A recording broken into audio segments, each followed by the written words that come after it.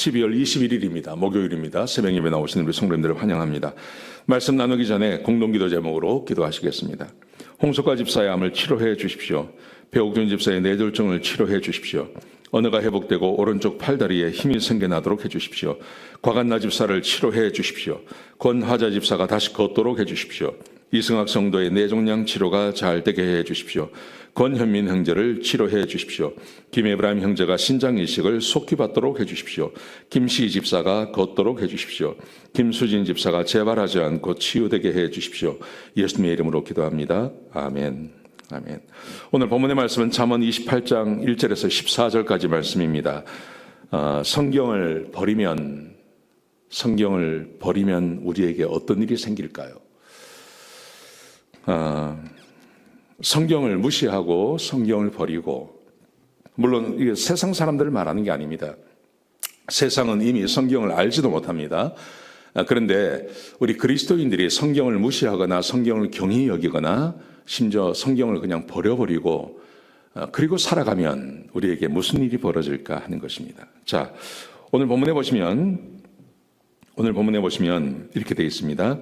28장 4절에 보시면요, 율법을 버린 자는 악인을 칭찬하나 율법을 지키는 자는 악인을 대적하느니라. 율법, 하나님의 말씀을 버리면 선과 악을 구분할 줄 모릅니다. 선과 악을 구분할 줄 모르면 내가 행하는 이 일이 선인지 악인지 모를 때가 있습니다. 그래서 선을 행하기도 하고 악을 행하기도 하죠. 근데 율법을 알고 있으면, 하나님의 말씀을 붙잡고 하나님의 말씀을 잘 기억하고 있으면 선과 악을 구분할 줄 압니다. 선과 악을 구분할 줄 알면 내가 선을 행하고 악을 행하지 않으려고 애쓰는 삶이 반드시 그의 삶 가운데 있기 마련입니다. 여러분, 성경을 버린다는 것은 선과 악을 구분하지 못하는 것입니다. 지금 세상을 보시면 아시겠죠? 가면 갈수록 악을 선이라고 말하지 않습니까? 선을 악이라고 이야기하고요. 이게 지금 세상입니다. 왜 그런 일이 벌어지냐 하면 하나님의 말씀을 버렸기 때문에 그렇습니다. 자, 그런데 오늘 본문의 말씀을 보시면 하나님의 말씀을 버리고 하나님 말씀을 무시하고 선과 악을 구분할 줄 모를 때 개인적으로는 어떤 일이 벌어지고 국가적으로는 어떤 일이 벌어지는지를 우리에게 교훈해 주고 있습니다. 자, 개인적으로 먼저 보시죠. 1절에 보시면요, 악인은 쫓아오는 자가 없어도 도망하나 의인은 사자같이 담대하니라. 악인, 선과 악을 구분할 줄 몰라요. 그래서 선악을 구분할 줄 모르기 때문에 악을 행할 가능성이 많습니다. 그렇게 해서 악을 행하면 무슨 일이 벌어지냐 하면 쫓아오는 자가 없어도 도망하나 항상 마음에 두려움이 있다는 겁니다.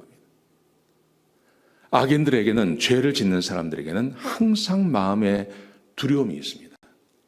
마음의 두려움 가운데 있습니다. 그런데 의인은 사자같이 담대하니라. 죄를 짓지 않으면 담대하게 살아갈 수 있습니다. 이게 굉장히 큰 차이입니다.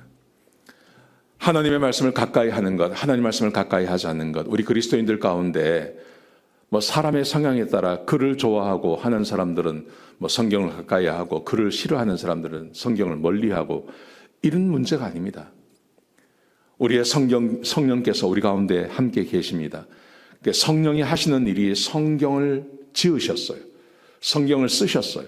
그리고 성경의 말씀을 우리에게 깨닫게 해주시는 일이 성령님이 하시는 가장 큰 일입니다. 그런데 우리 그리스도인들이, 이렇게 구원받은 그리스도인이 하나님의 말씀을 버리면, 그러면 선과 악의 구분이 모호해집니다. 그리고 죄를 짓게 됩니다. 그 죄의 결과가 무슨 이렇게 어떤 제재를 받는다든지 이런 것에서 그치는 게 아니라 항상 마음에 두려움이 있는 거예요. 두려움 가운데 살아가는 거예요. 이게 얼마나 큰 손해입니까? 우리 하나님께서 우리에게 평화를 주신다고 약속해 주셨는데 그 평화가 아니라 내 마음에 두려움이 찾아오는 거죠. 하나님의 말씀을 버리면 우리 성도들의 마음 가운데 두려움이 찾아온다는 거 기억하시기 바랍니다. 자, 두 번째로 국가적으로 하나님 말씀을 버렸을 때 어떤 일이 벌어질까요? 자, 두 가지를 말합니다. 첫 번째, 2절에 보시면 나라는 죄가 있으면 주관자가 많아져도, 나라가 죄가 있으면 주관자가 많아진다. 국민들이 하나님 말씀을 버립니다. 성경에 보면, 구약 성경에 보시면 그런 때가 얼마나 많았습니까? 하나님의 말씀을 사랑했을 때가 잠깐이 있었고 대부분 하나님 말씀을 멀리했습니다. 그 결과가 뭐냐면 주관자가 많아진다.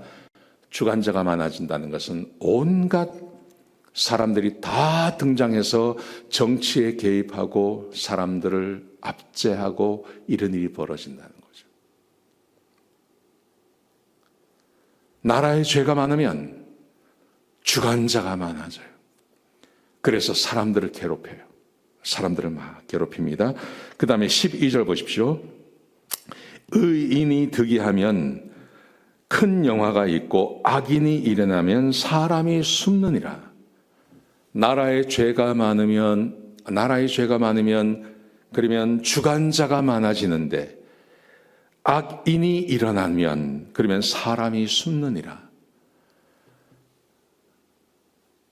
하나님의 말씀을 버리면 백성들이 죄를 짓습니다. 그러면 주관자가 많아지는데 그 주관자가 대부분 어떤 사람일까요? 악인이 된다는 거죠. 그러면 사람이 숨는다는 말은 사람들이 숨도 쉬지 못하고 그 악인들에게 압제를 당하는 일이 일어난다는 거예요. 여러분, 하나님의 말씀을 버리는 것은 그래서 이게 위험한 것입니다. 하나님의 말씀을 버리는 것은 정말 위험한 것입니다. 개인적으로 불행한 것이고 단체적으로도 불행한 것입니다. 이 말씀 꼭 기억하셨으면 좋겠습니다. 오늘 새벽 예배 나오신 우리 성도님들, 하나님 말씀을 사랑하는 분들입니다. 이 시간을 놓치지 마십시오. 일평생 하나님 말씀 붙잡고 사시기를 주의 이름으로 축복합니다. 기도하시겠습니다. 아버지 하나님, 귀한 말씀 주셔서 감사합니다. 하나님의 말씀을 귀히 여기게 하시고 주의 말씀을 따라 사는 주의 백성 되게 해주셔서 고난받거나 어려움 당하지 않도록 인도하여 주옵소서. 오늘 하루가 복되게 해 주시옵소서. 예수님의 귀하신 이름으로 간절히 기도드렸습니다. 아멘.